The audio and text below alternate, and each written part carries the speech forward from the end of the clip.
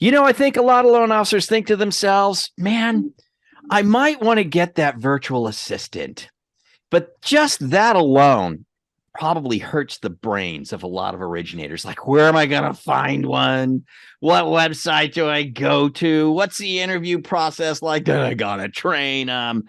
Well, we're going to talk about how one company fixed that problem for themselves. And it's a great idea. We're going to talk about it right here, right now on the Mortgage Loan Officer Podcast, Gizmos and Gadgets and more. I'm your host, Frank Garay, brought to you by the Mortgage Marketing Animals. Glad you guys have tuned in today. This is going to be really interesting, especially if you happen to be running a branch. If you're a branch manager, if you're not a branch manager, this is something you might want to bring up to your branch manager. You may want to talk to these guys when all is said and done. So I'm here with a couple of really neat gentlemen here. We have Norm Frascona, right? Yep. And John, just say your last name. I'm not even going to try. Say it again. Moto Whitlack. Moto Whitlack. That's a great last name, by the way. Short. John Moto Whitlack. Moto. Yeah, Johnny Moto. Do they call you Johnny Moto? That'd be a great thing. All my life. All your life, I imagine. Yeah, I imagine. So what company are you guys with? What's your name of your company? The Empire Financial. Empire Financial. Where are you based out of? City State headquarters? Central Florida, the Winter Garden area. Okay. All right. Cool. Well, hey guys, thanks for being on the podcast. And for all the listeners, guys, I just check this out. We talk about making sure that we're making phone calls as originators, right? We want to make sure that we're reaching out to people. We all know that electronic marketing is good, right? Facebooking, emailing, texting, it's all good, right? I have no issues. I do it. Our company does it, right? The company I'm building with my daughter, the mortgage branch with her, we do it, right? But we do also understand that what really makes the needle move, though, is when you put the phone calls behind it. That's what really makes the needle move. You can do all the electronic stuff. It's really great because it gets you top of mind. At least they know who you are. They have some awareness of you. But the real main thing is making phone calls. And here at the Mortgage Loan Officer Podcast, of course, we're connected to the Mortgage Marketing Animals and the Freedom Club. If you don't know by now, we are big believers in making a lot of phone calls. Monday through Thursday, we call people. And a lot of originators, of course, they get stuck there, and they have call reluctance, or they might, just like you were saying, Norm, they might make a couple calls here or there, and then they don't call the next 4 days, right, John? It's like hit and miss. So the thought always comes to mind of, well, maybe why not get a virtual assistant? Why not pay someone to do the things you're not doing anyway? It's what Carl always says. Yep. I think the most frustrating calls for people, guys, and tell me if you think I'm right. The most frustrating calls for the originator to make is the cold call to the agent that doesn't really know them. They don't really know.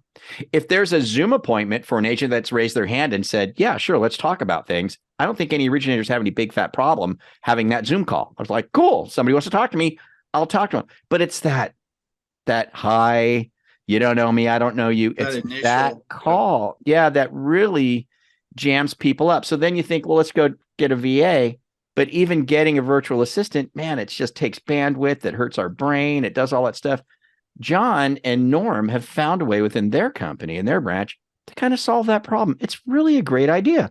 So I tell you what, Norm, why don't you open it up, and then John will pass it to you for some more insight. But Norm, what did you guys bring us through this process? Quick as you can, kind of roll us through why you did what you did, and why you did it. And then fast. Well, how it works. We did it because we realized that the phone calls work. They absolutely work. You have to make them throughout the day, but we don't have time all the time to make them consistently. And we realized some of our loan officers don't either. As much as we know from Carl speaking, like what needs to be done and when it needs to be done. So we were trying to figure out a great way to allow them to use part-time VAs to maximize what the phone calls were supposed to be. And we came up with a program called a VA on demand. So when you say you came up with a program, okay, so I get to a little more detail there. We came up with a program, VA on demand. So I get it. It's like, okay, I want a VA and I want them on demand. But what did you actually technically build something? We did. Okay. I could actually, can I show it on here? Most of our viewers are audio, so I wouldn't worry about. Just describe it as best you can here. Not a problem. So we have a back intranet area that allows you to go and click what's called a VA on demand site. Okay. You'll select that, and then there's a drop down, and the drop down allows us to go ahead and select what you would like the VA to do. So depending on the task, if you want them to do the DSP calls, they'll do 2 hours of calls 4 days a week, and then they'll fill out the information on a spreadsheet. Everybody has the same spreadsheet that is but it's individual to them. So what happens is they'll get an update in the beginning of the shift, after the calls are made, and then at the end, so you can see every day what was done and what the VA did for you. Okay, Yeah, so and just then to, just to be clear, John, or Norm, not to interrupt you, but I just, some of our listeners might not understand DSP. So DSP is the Daily Success Plan, guys. That's something that we do at Mortgage Marketing Animals of Freedom Club. We have certain calling activities we do Monday, Tuesday, Wednesday, and Thursday. Monday's realtors, Tuesdays active files, Wednesday's database, past client database, Thursday's pre-approved and looking. So these are specific calls being made to specific people. That's what the DSP is. So Norm, what you're saying is that they can go into their intranet, they click a button that you guys have put this together. They click this button and it says, hey, okay, you want a VA. What do you want this VA to do? And there's multiple choices that they can do. So they can do DSP calls, the Daily Success Plan calls, or they could, what a couple of the other things that they can do. Appointment setting. They actually can do recruiting calls for you. If you're actually somebody who's trying to build a team, and maybe you're newer and you don't have a big database, or a lot of people pre-approved and looking. So if you want them to only focus on maybe Thor's hammer calls on Monday and Wednesday, you can customize it any way you want to. But now these calls are being made, and it's a more consistent thing for you and your business. So doesn't matter. We realized it's not going to matter who you're working with, but it's going to improve it, because whatever you're doing now, if you add this to it, you're going to go higher. If you're not doing the calls originally and you add this to it, you're going to go higher. You're going to get something. Yeah, you're going to get something out of it. So it really is just a win. It's such a great idea, John. Let me ask you this. So, all right, okay. So one of the big problems I think originators face when they're getting a virtual assistant is one of the challenges that they have to overcome, because even though you get an assistant, okay, great, now I've got a body who's willing to do something for me, but I have to teach him what to do, right? I've got to say, okay, you got to call this list, and this is your script, and this is how you overcome this objection, and that's how you overcome that objection, and all that stuff.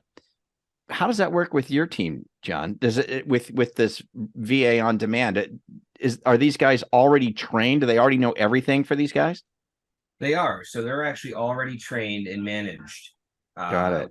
You offer them when they're signing up for or buying, I guess you could say, the virtual assistant. Do you want to use your script or do you want to use ours? We give an example of what we're using for ours. It's very similar to what you guys preach, but we give them the option. If they have something that they wrote and they feel really strongly about it, they can do that, or they can certainly have it turnkey and just plug right into our system. Got it. So let me ask you this, John. I'll stick with you here for a second. So how many originators are on the team? Like, how many originators are you servicing with this VA on demand that you put together? We've got about 60 active originators right now. Okay. How many? So basically, you've got, for lack of a better word, on staff, a handful of VAs. One in particular, you're calling the VA manager.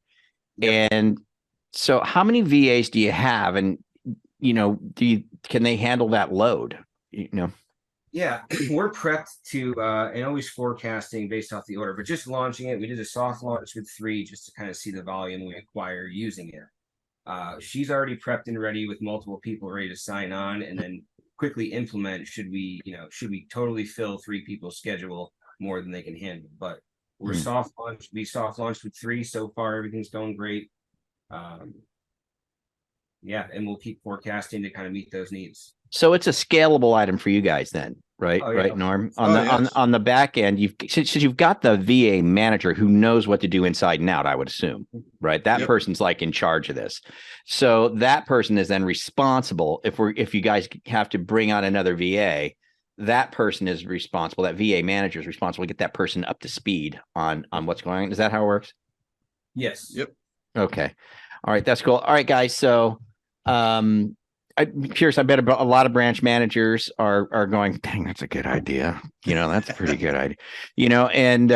But here's what I would like to know too. let's just lay it on the table. You got 3 VAs. What's that cost you compare? And what do you charge the originator? Let's say he says, yeah, I want my DSP calls Monday through Thursday every week, 2 hours, 2 hours, 2 hours a day, Monday through Thursday, every week going forward. I mean, what's the cost to the LO? So first we take it out of future commissions. We operate everybody on some sort of ledger system, almost similar to a profit and loss, you can call it. So Got it. they're charging it to their own account. The VAs cost anywhere between $5 to $6. We give the manager an extra $1, and then we're charging anywhere between $10 to $11. Okay. People are paying it happily just because they're not having to commit, $1,000, $2,000. There's no long commitment. There's no training. It's already done. There's no worry And about the so scripting. you guys are getting an extra $5 an hour too. So Yeah. it's a profit thing. Oh yeah. It's a profit thing. Well, and in more ways than one. I'm just kidding around, right? But it is, right? So you're making a little bit of money for the time, the effort, the labor, the work that goes into managing all of that, because you have to manage that, right? But even more so, now what's going to happen is I mean, come on. There's probably going to be a few more deals coming through the branch. I mean, as long as the VAs are good at what they do, right? Then it's just going to come down to, well, the originator needs to be good at what he or she does at that point, right? And as long as they have some sort of competence, it should technically bring more to the bottom line, right? I mean, that's what we're hoping for. Yeah. So what got you guys to the point that you felt like, gosh darn it, we got to do this? What brought us there?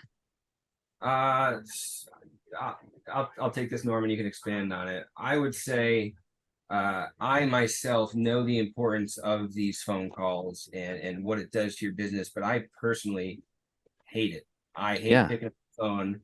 When you get into those cold call situations where you're trying to get a meeting, I clam up, I stutter. I could be reading it, and all of a sudden it just turns upside down to me. Norm could tell you I can't seal a deal on an initial phone call to save my life. However, a second meeting where you actually attend, the Zoom call or whatever.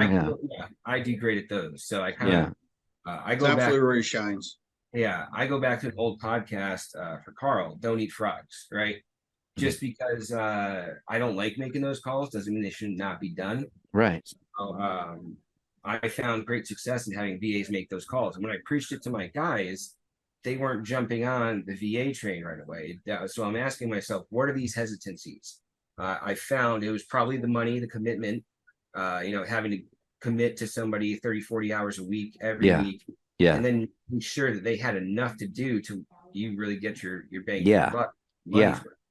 So that just seemed what was the roadblock for my people to start really using VAs. So I was thinking, wait a minute, why don't we train these people on specific tasks, have it like an a la carte where they can just buy certain things, maybe here or there, if they want to try and do a test out of the daily success plan, if they want to go appointment setting, maybe some recruiting this month, whatever it can be, but it's optional. It's not mandatory and it's not a long-term commitment. So so far everyone's real jazzed up about it. So cool. And then one of the things I saw too, because guys, I had the privilege of kind of looking inside.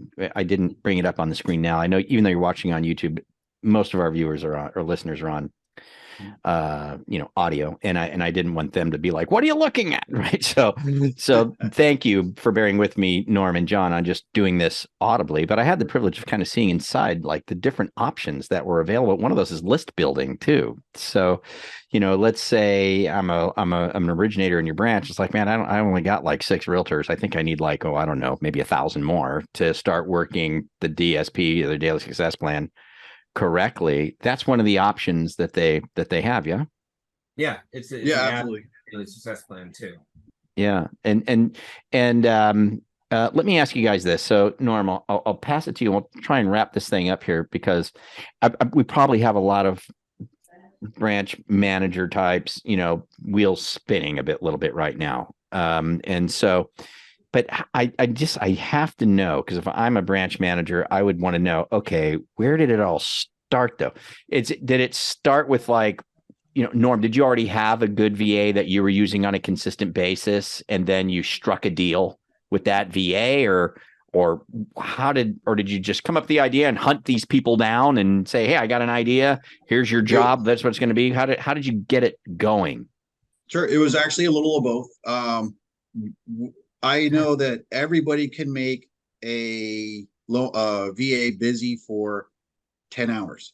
Well, the issue is that we started realizing that we weren't sure what to tell them to do part of the week, and then part of the week. So we're like, well, what if we get them to work with a second person and a third? It became real apparent real fast. Like, holy crap, this VA could actually do part-time work for a bunch of people in our office. We could have it all mapped out, throw it right on our intranet, let them select the deals, the tasks that they want to do. Everybody's on has the same spreadsheet that for the tracking. So it's not like every VA had to learn something new. They're just doing it for a different loan officer. Just doing it for a different person. It's very easy to do a full-time loan officers or VAs when you have multiple LOs using them throughout the week.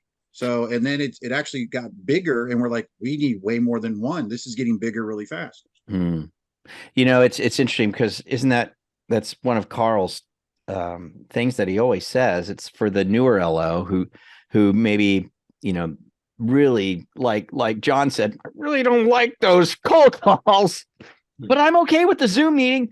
But I'm like you said, Norm, it's like, but I don't know if I could commit to, 8 hours a day, 4 days a week, so Carl always says, well, is there another originator in your office? Maybe you guys could share one, or maybe there's 2 more originators and all 3 of you could share. And that way the person's helping all 3 of you out and the cost is spread a lot thinner. You're basically doing that concept from a branch level. Really smart thinking. I tell you guys, that's really smart thinking. Bringing on the virtual assistant module, if you will, or component to running your own business into the branch, right? So they don't have to go anywhere else. It's just, I have it here. And if there's not enough of them, you guys are going to scale it. You're just going to, we need another VA. That's no big deal. We get another VA. They get trained up by the VA manager and they're ready to go. They're ready to deploy. So, man, so this got rolled out. So you rolled this out officially recently, right? Just at your, you got it all put together. We got it all thought through and we're like, we're ready to roll this thing out. So time will tell, right? Time will tell, and the proof's in the pudding, right? But I feel like you've done a really smart thing. When you rolled this out was just how long ago? This last week or something? Couple days. It began about a week and a half ago, and we just got everything integrated into our intranet. The spreadsheet's done. Talking to the VAs, gave them the scripts. We are live and launched, and the LOs went through their training yesterday and today. Good. To how to go in and order their time slots. Yeah. And we're expected to see some great returns as of next week. I think it's exciting. I know if I was an originator in your branch and I didn't have a VA and I wasn't making my calls, I would be all over that. I'd be all over that like stink on poo poo. I really would, man. I would. I'd be like, hell yeah, let's do this, man. It's going to cost me what does it I forget. Do we say what it costs like for a week of DSP calls? What's it going to cost a guy? Right about $80. So $80. So 80 8 hours. 8 hours of calls. We tag it to their ledger. So technically they'll just pay when their loan closes. It's so great. What a great way to do it.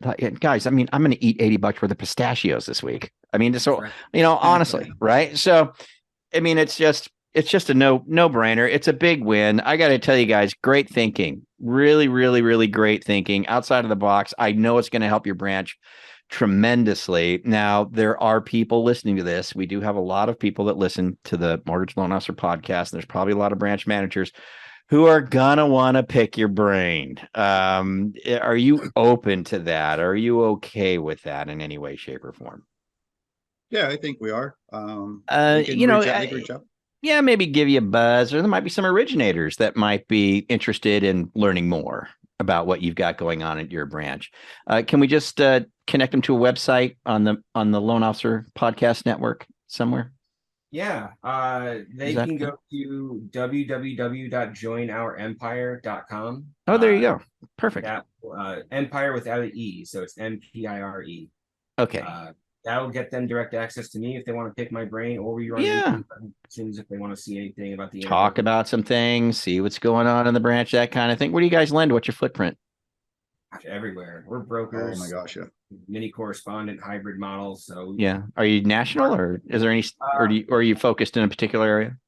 16 states and plans to have everywhere but New York. Nobody wants New York. Nobody wants I feel New York. bad for New York. You know, it's I like, don't. we'll end everywhere except New York. You know? Well, guys, so Norm and John, guys, thank you so much for being on the podcast. Brilliant stuff, man.